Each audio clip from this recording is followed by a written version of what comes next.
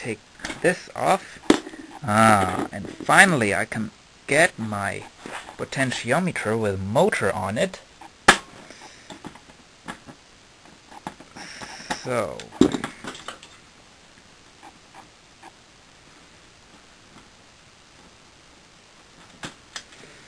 this circuit board also contains the display. It could be also interesting.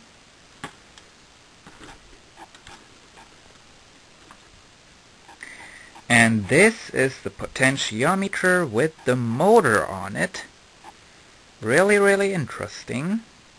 Stereo potentiometer. Here we have the motor. So the screw goes back on there.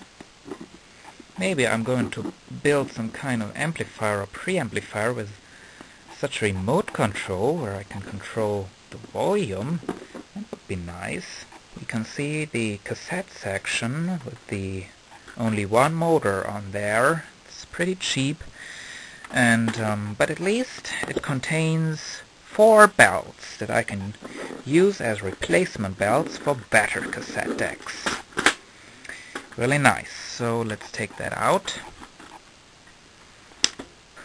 Looks kind of funny without all the nice, super cheap plastic housing around it. We can now take off the tuner and cassette and preamplifier circuit board. Let's break it a little bit. And another time. All the wires. And there we have it.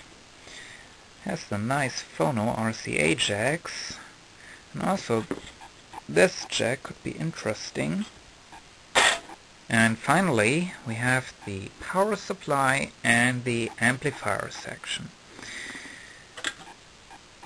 And some buttons. Finally, and there it goes. There we have it. The transformer is really heavy.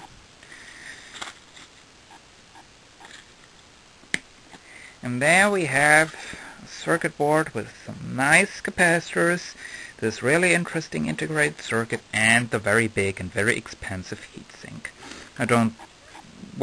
Has also a relay, and these very weird and very cheap speaker connectors. And finally, we have this left. Oh, and we have another relay.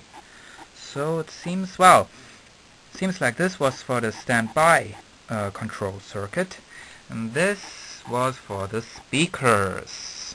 I'll also take off the power cord.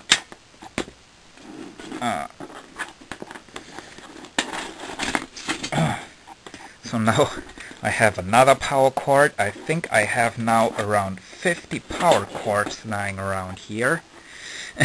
Here's another one. Finally, here we have the very big and really, really heavy transformer that we can really still use. Oh, that is odd. It says T901. So, well, maybe there are another 900 transformers in this. No, of course not. Here we have the bottom, which is at least made of metal. The only part of the whole system, the whole housing that is made of metal. Well, and after 42 minutes and 12 seconds, we have a big bunch of stuff. Some of them are not useful, and other parts are really useful. This is, this was a stereo system made by Sharp in 1992, when I was born. So finally, let's find out what we have now. Well, first we have a lot of junk, the plastic housing and the electronics. That will go back to recycling place. Then we have the power supply and the very big transformer, the heatsink, a couple of very interesting circuit boards, such as this integrated circuit, and 4 belts for cassette recorders, circuit board with yellow LEDs, RCA jacks, antenna jacks, and this very interesting potentiometer with the motor on it. So, well, I guess getting all these parts out of the unit is much better than smashing it without taking a look inside. So, well, I hope you enjoyed this video.